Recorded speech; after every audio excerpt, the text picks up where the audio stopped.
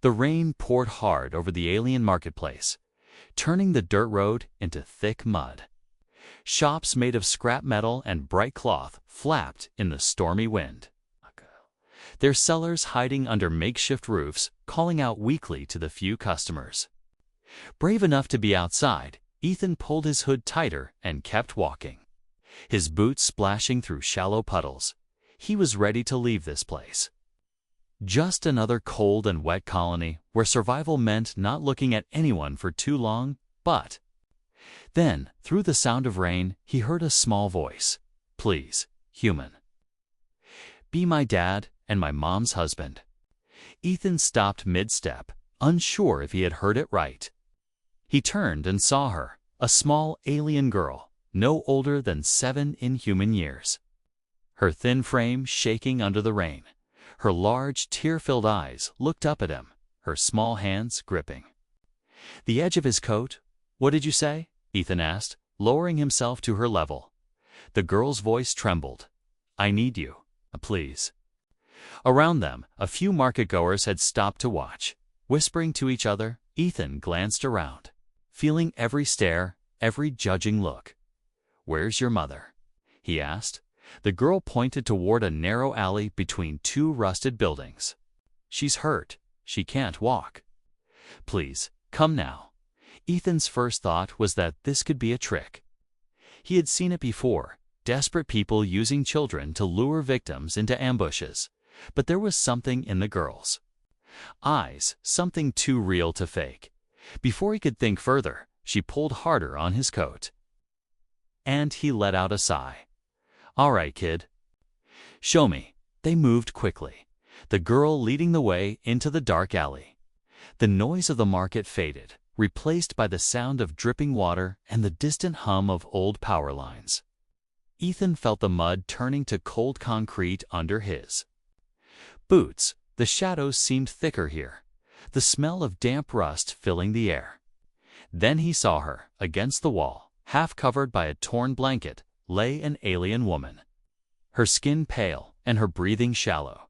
Her clothes were torn, her legs shaking.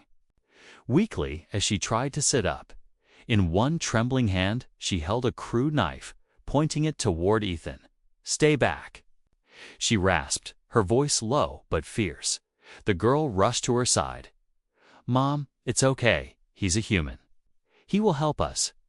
Ethan knelt slowly, raising his hands. "I'm not here to hurt you."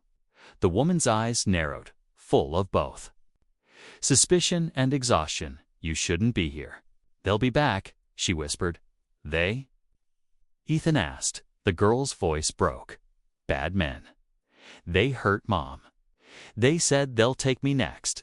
Ethan felt something twist inside his chest. He looked at the woman, her face sharp but beautiful, now marked with bruises. He looked at the girl, still clutching his coat.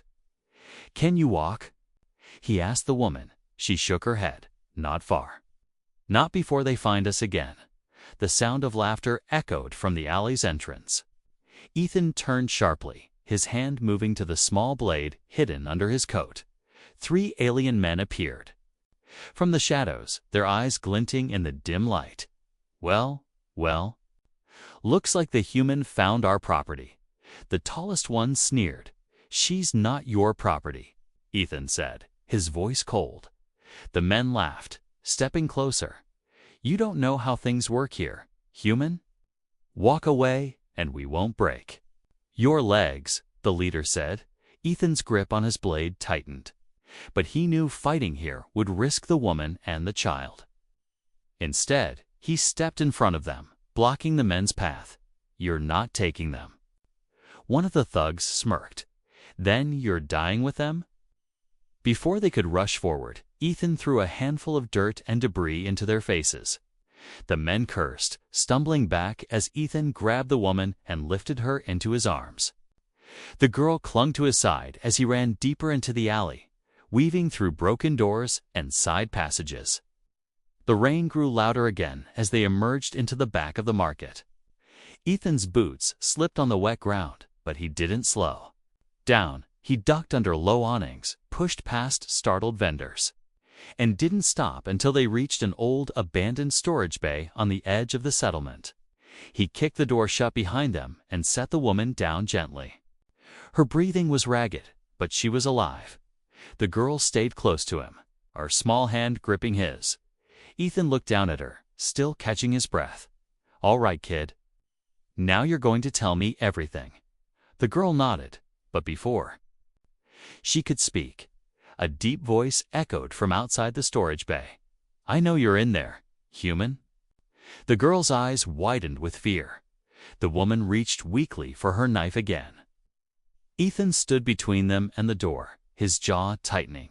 The rain outside kept falling, but inside the storage bay, the air was heavy with silence. The rain outside kept falling, heavy and endless. Inside the storage bay, the shadows felt thicker. The air damp and cold. Ethan's hand rested on the knife hidden under his coat. His eyes fixed on the door. The deep voice from outside had been calm. Too calm, the kind of voice that belonged to someone confident they had already won. The little girl pressed herself against her mother's side. Her wide eyes locked on Ethan as if he were the only barrier between them and whatever waited. Outside, the alien woman, still pale and weak, shifted slightly.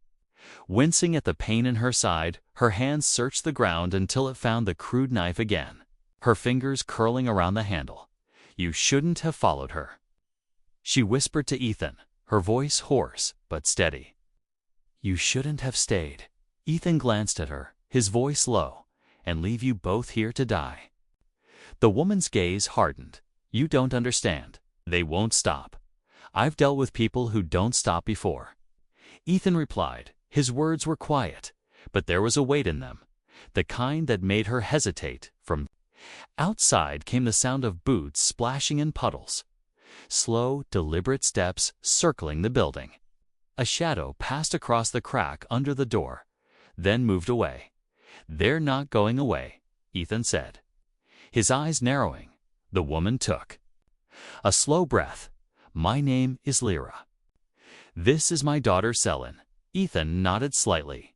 "Ethan." Selin clung to her mother's torn clothes, whispering something in a language Ethan didn't understand. Lyra's eyes softened at her daughter's words, but when she looked back at Ethan, they were sharp again. "They hurt me because I refused their master," she said quietly. Her voice trembled slightly at the edges, though she tried to keep it steady. "He wanted me to be his companion, his property. I refused, so they took payment in blood." Ethan's jaw tightened. Selin's small hand gripped his sleeve again, as if afraid he might leave if she let go. "And now they'll take her if they can't take me." Lyra finished, her eyes locked on Ethan's, dark and unwavering. There was no plea in them, just the bitter certainty of someone who had seen this kind of cruelty before. A loud bang on the metal wall made Selin flinch. Ethan moved closer to the door. Listening, voices muttered outside, laughing low. "There. Testing the walls," he muttered. "Seeing if they can break in without me knowing." He looked back at Lyra. "Can you move at all?" She shook her head. "Not far." "My leg is fractured," Ethan cursed under his breath, his mind already searching for a way out. The rain was still their cover, but only for so long. If they waited too long, more men would come. Maybe the crime boss himself. Ethan stepped back toward them. Kneeling beside Lyra, "I can carry you. But once we move, they'll chase us." Lyra's eyes met his, studying him in silence. Finally, she said, "Why are you helping us? You don't know us." Ethan looked at Selin, who was still clutching his sleeve, because she asked. He said simply, "For a moment." Something flickered in Lyra's eyes, something between disbelief and hope. But then the sound of heavy boots returned, this time stopping right outside the door. A voice, deeper than the others, called out, "Human. Give us the widow and the brat, and we'll let you live." Ethan smirked coldly. "You'll have to do better than that." The men outside laughed, but it was the kind of laughter that promised violence. Without warning, The door rattled violently. Metal screeching under the strain, Selin whimpered. Burying her face against her mother, Ethan stepped forward. Planting himself between them and the entrance, he drew his knife, its dull light catching the faint glow from the rain outside. The banging stopped, replaced by the sound of retreating steps. Lyra frowned. They're not leaving. They're planning something. Ethan nodded. Exactly why we're moving now. He sheathed the knife, pulled his coat tighter, and crouched beside Lyra, arms around my neck. He instructed. She hesitated, then did as he said, her movements. Slow and pained, her weight was lighter than he expected. Far too light a sign she had been without proper food for too long. Selin, stay close, he said. The girl nodded quickly, her small bare feet slapping against the cold floor as they moved. Ethan pushed the storage bay's back door open, the hinges creaking loudly. The rain hit them instantly, cold and relentless. They slipped into a narrow lane behind the building. Weaving between stacks of broken crates and rusted machinery, every shadow looked like it could hide a threat. Every sound made Selin grip Ethan's coat tighter. They moved fast but careful, taking turns through back alleys where the light barely reached once. Ethan caught sight of a figure at the end of a passage, a lookout, but before the man could react, Ethan pulled them into a side tunnel. Disappearing into the dark, after what felt like hours but was only minutes, they reached an abandoned repair shop. Ethan pushed the door open, scanning the room before ushering them inside. The smell of oil and dust filled the air. He set Lyra down gently against the wall. Her breathing was still ragged, but she looked at him with something new in her eyes. Gratitude, maybe, but also something sharper, a flicker of trust. You didn't have to do this, she said quietly. Yeah, Ethan replied, but I'm not the kind of man who leaves a mother and child to die. Selin smiled faintly for the first time since he'd met her. Outside, the rain still poured, but for the moment, the danger had paused. Yet Ethan knew this was only the beginning, because men like the ones hunting them didn't give up, and the next time, they would come harder, faster, and in greater numbers, and when that happened, Ethan would be ready. The rain had slowed to a steady drizzle. But the sky above the colony remained heavy with dark clouds. Inside the abandoned repair shop, the air was thick with the smell of rust and oil. Ethan sat near the broken counter, keeping one eye on the shattered window and one ear on the street. Outside, he had been in situations like this before. Moments of quiet that weren't really quiet at all. They were the stillness before a storm. Lyra leaned back against the wall, her injured leg stretched out. She had wrapped her torn clothes tighter around herself. But the cold still reached her bones. Selin sat close, drawing shapes in the dust with her small fingers. But her eyes never left Ethan. There was a silent question in those eyes. A child's desperate hope that he could make the danger go away. You should leave before they find you again, Lyra said finally. Her voice was low, but it carried across the room. They will come with more men. And they won't just be after me. Ethan looked at her, his expression unreadable. You think I scare that easily? He asked. I think you're not from here. You don't know how things work, she replied. They control this part of the colony, the guards, the merchants, even the doctors. No one will help us. Ethan leaned forward, resting his elbows on his knees. Then we don't ask for help. We make our own way out. Lyra's eyes narrowed. And where would that be? Somewhere they can't touch you. Off-world, he said. At that, Lyra laughed bitterly. Off-world. Do you know what that costs? We don't even have enough. For a day's food, Ethan didn't smile. I'm not asking you to pay. Her head tilted slightly, suspicion flashing in her gaze. Why? She asked again. Why risk yourself for us? Ethan's answer was simple, his voice steady, because Selin asked me to. At the sound of her name, the girl looked up, shy smile flickering across her face before fading again. But Moment was broken by a sudden knock on the door. 3 sharp taps, then silence. Ethan's knife was in his hand instantly. He moved to the side of the doorway, signaling Lyra to keep silent. The knock came again, slower this time, followed by a voice, human. "I have an offer for you." Ethan recognized the tone, not the thugs from before, but someone higher up, someone who believed their words carried weight. Not interested, Ethan called back, "You should be." The voice replied smoothly, "Step outside. Alone. And we can talk." Ethan glanced at Lyra, then cracked the door just enough to step out, closing it behind him. Standing in the narrow street was a tall alien male, dressed in dark, expensive clothing that marked him as someone with power. 2 armed guards flanked him, their weapons pointed loosely toward the ground, a sign they weren't here to kill him. At least not yet. The man's smile was cold. "I am Vask." "You have something of mine." Ethan raised an eyebrow. "Pretty sure they're not yours."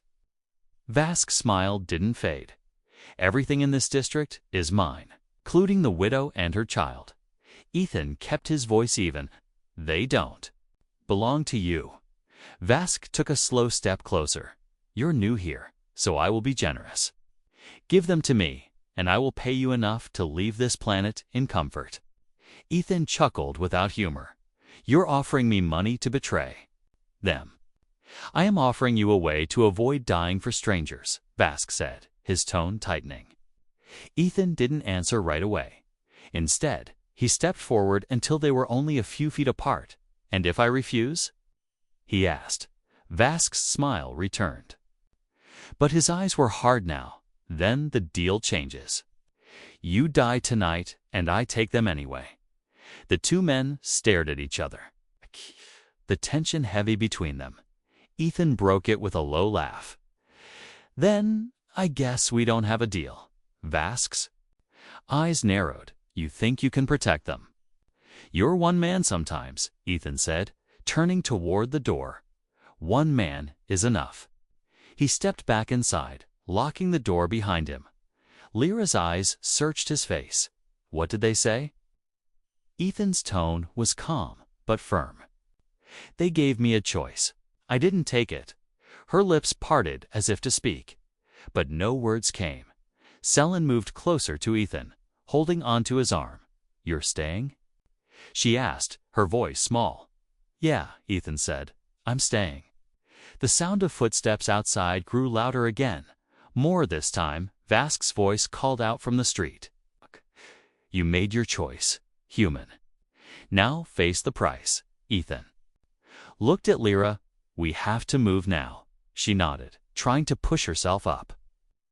But her leg gave out. Without hesitation, Ethan scooped her into his arms again. Selin stayed close, her eyes darting to the windows. They slipped out the back of the repair shop, moving quickly through the maze of alleys. The rain had stopped, but the ground was slick and uneven. Ethan could hear shouts behind them. Vask's men spreading out, blocking escape routes. He led them toward the outer edge of the district, where fewer people lived and the buildings grew older and emptier. Every step took them deeper into territory. Even the gang avoided the kind of place where danger had its own rules. By the time they stopped to catch their breath, night had fallen. The streets here were lit only by the faint glow of old power lines. Ethan set Lyra down against the wall of an abandoned warehouse. For a moment, the 3 of them just breathed in the dark. Selin leaned against her mother, shivering. Lyra looked at Ethan, her voice low. "They won't stop. You know that." Ethan nodded slowly. "Then neither will I." Far away, the sound of engines roared to life. Vask was bringing more men, and Ethan knew the real fight was just beginning. The night air was heavy and still. The faint buzz of old power lines the only sound in the forgotten streets. Ethan stood near the doorway of the abandoned warehouse, eyes scanning the dark alley ahead. He could feel it, the kind of quiet that meant trouble was close. Behind him, Lyra sat against the wall, her injured leg stretched out, holding Selin close, The little girl's eyes darted toward every shadow. Sensing the danger, even if she couldn't see it yet, "They'll come from the main road," Ethan murmured. Lyra frowned. "How do you know?" Ethan glanced at her. "Because that's what I would do. Push from the front, corner the prey, no way out." Her expression changed, a flicker of realization that Ethan was not just some wandering stranger. He had the calm and precision of someone who had been in real fights before. The sound of footsteps reached them first, slow but many. Then came the low growl of an engine. An old armored transport pulling into the street. Headlights cut through the darkness, throwing long shadows across the cracked pavement.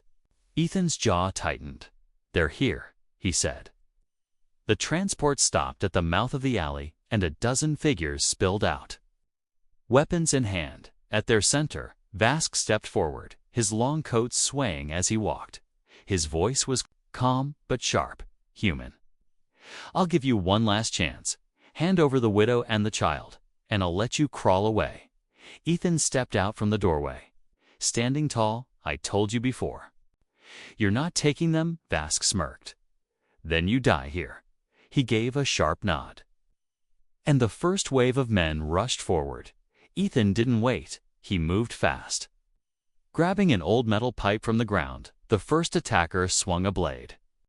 But Ethan blocked it with the pipe and slammed the end into the man's ribs, sending him crashing into a wall. The second thug came in swinging, but Ethan ducked low, swept his legs out from under him, and drove a knee into his stomach.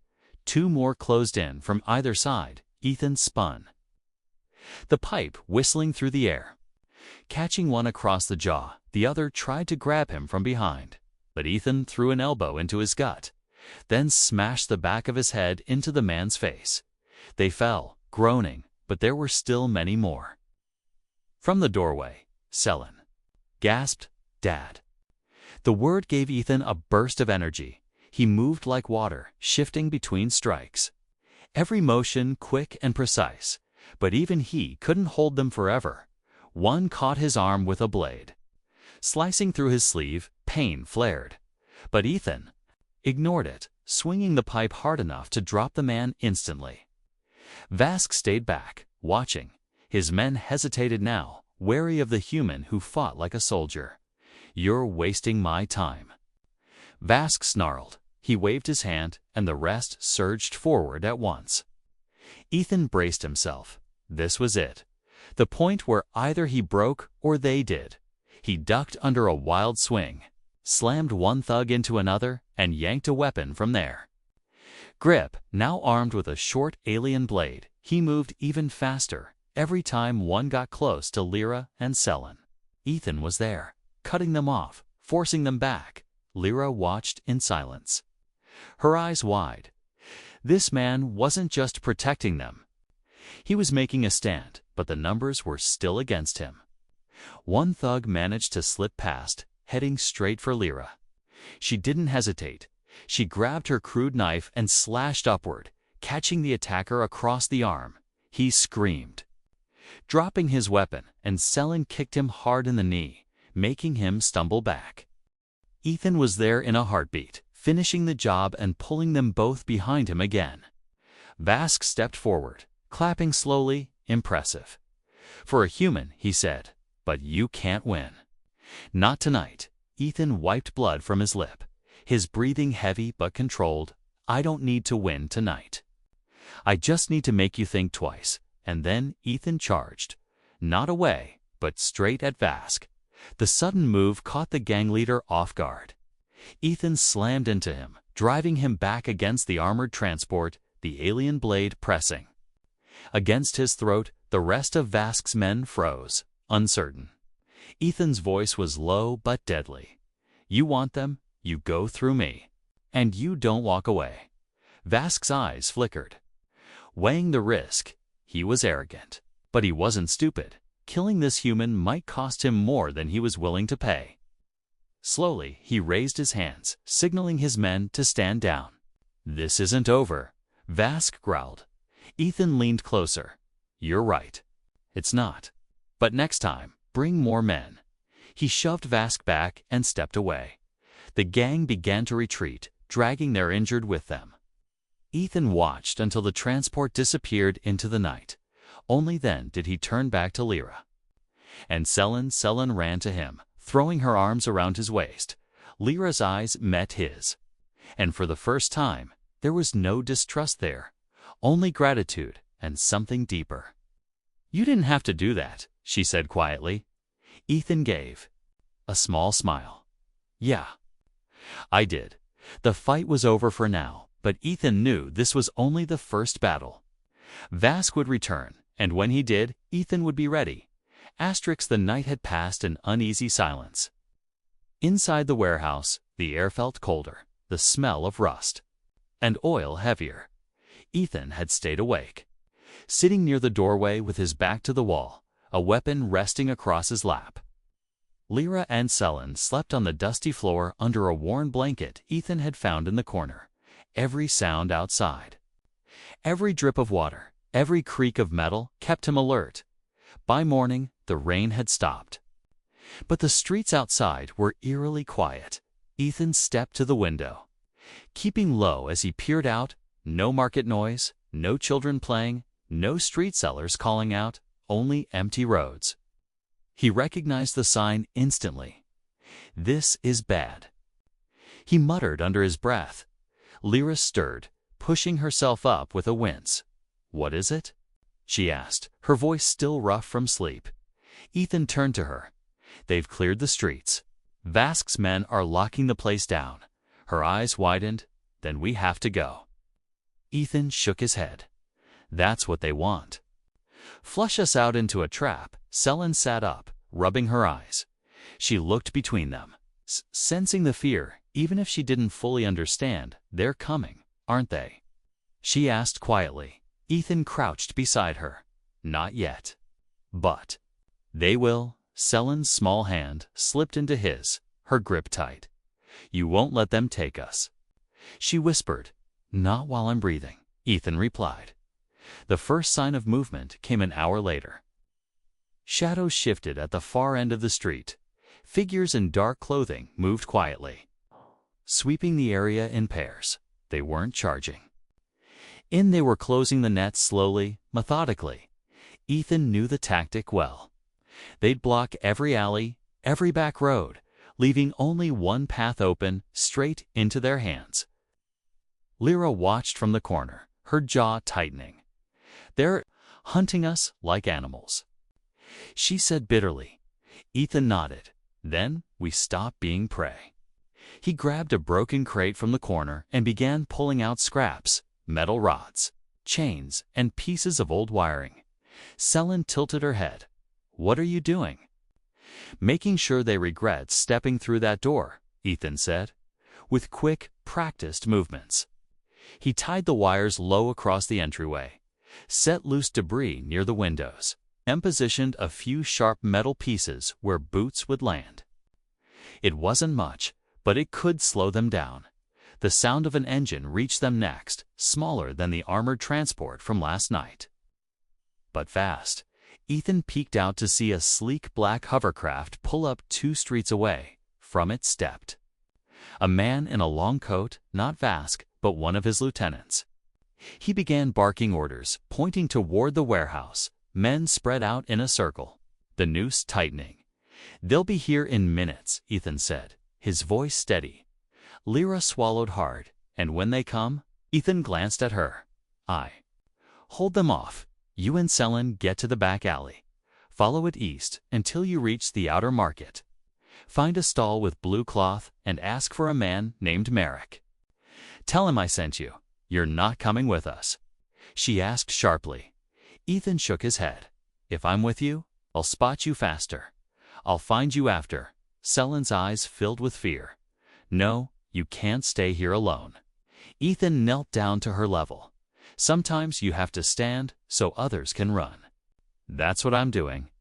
The little girl hugged him tightly, her arms around his neck. He held her for a moment before pulling back, his voice firm. "Go with your mother when I say. Don't stop for anything."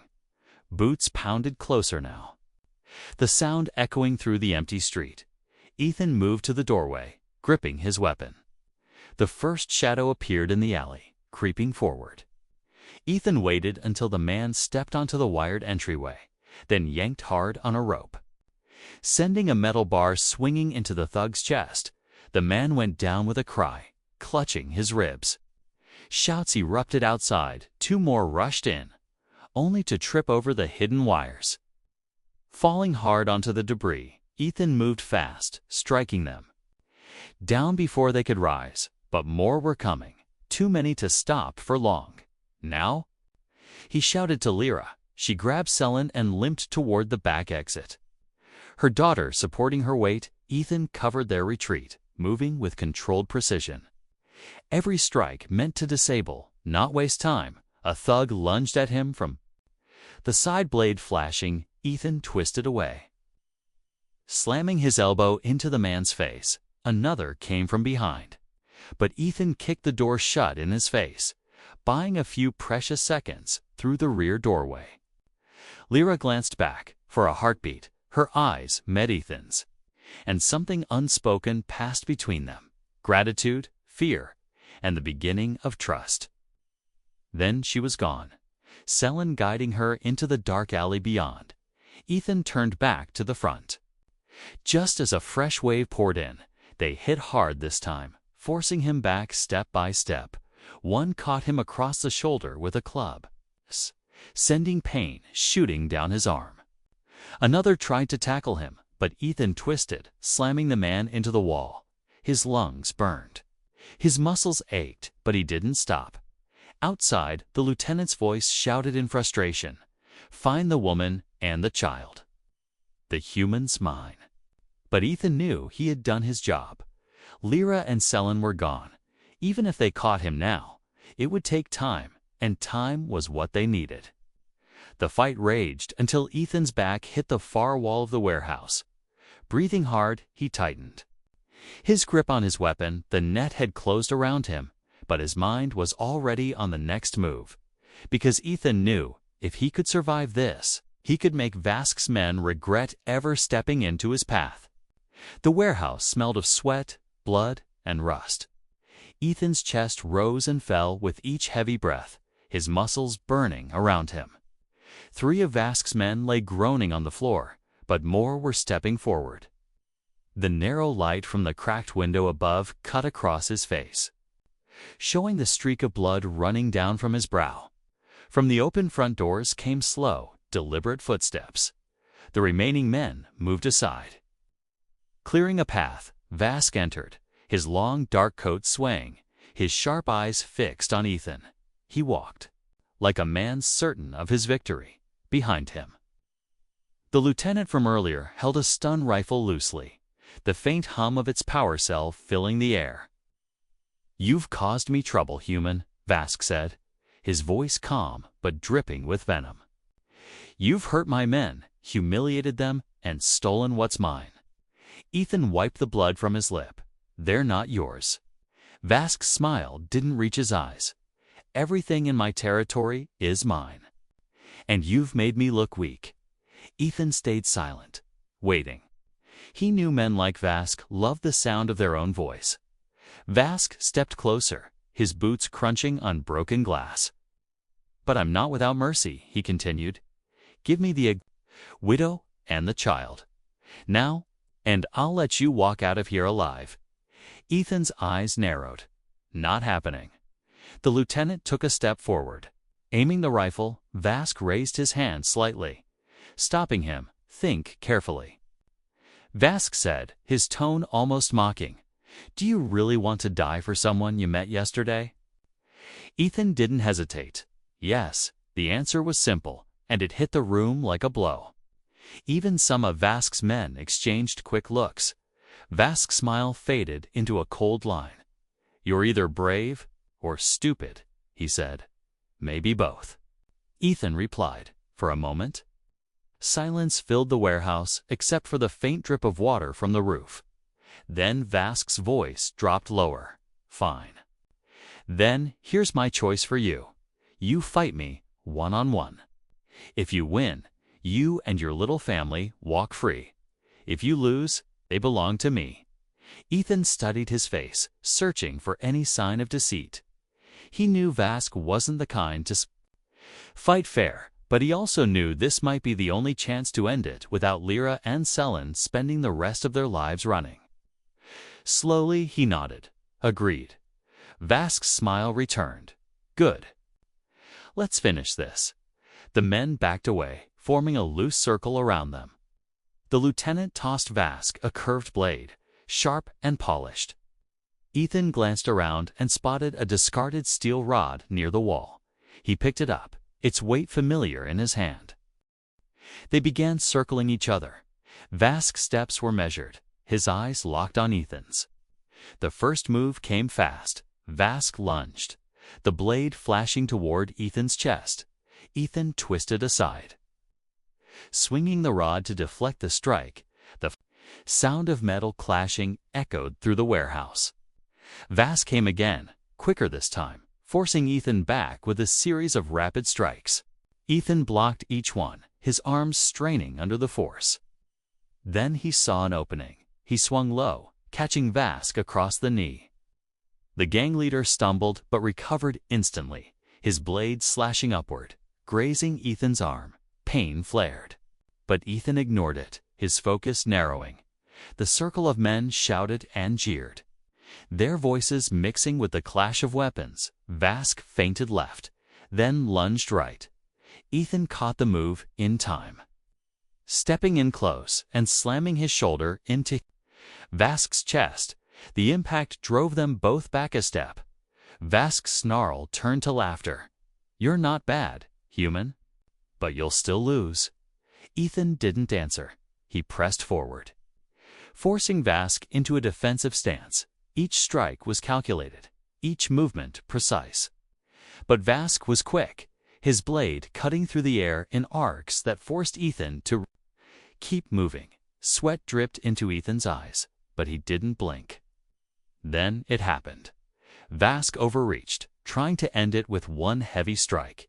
Ethan sidestepped, caught Vask's wrist, and twisted hard. The blade clattered to the ground in the same motion. Ethan swung the steel rod against Vask's side, sending him crashing to the floor. The room went silent, except for Vask's ragged breathing. Ethan stood over him. Weapon raised, he could end it here, one strike, and the threat would be gone forever. But his eyes flickered to the doorway in his mind, to Lyra and Selen somewhere out there. Waiting, killing Vask might bring even more danger from those who would try to take his place.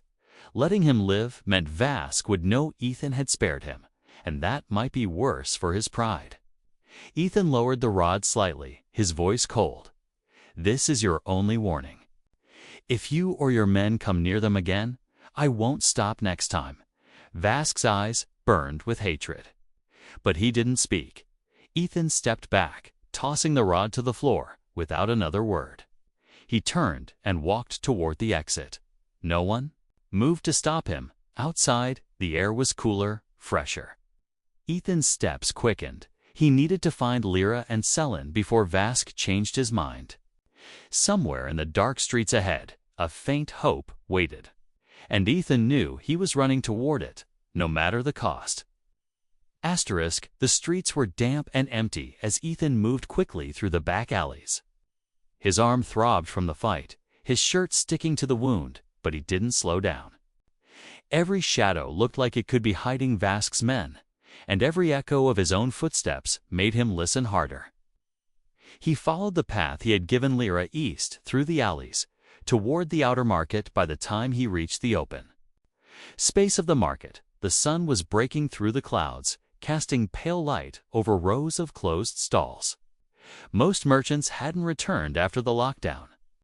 But one stall stood out, its tattered blue cloth swaying gently in the morning breeze. Ethan approached cautiously, scanning the area. An older alien man with sharp eyes stood behind the counter, pretending to sort through tools without looking. "Up," he said. "You're late." Ethan stopped in front of him. "Where are they?" The man glanced toward a side door behind the stall. Ethan moved quickly, Stepping inside, the small storage room was dim.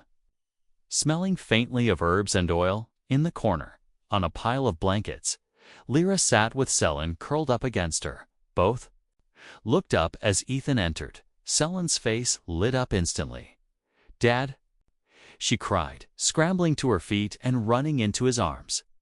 Ethan caught her, lifting her up despite the pain in his shoulder.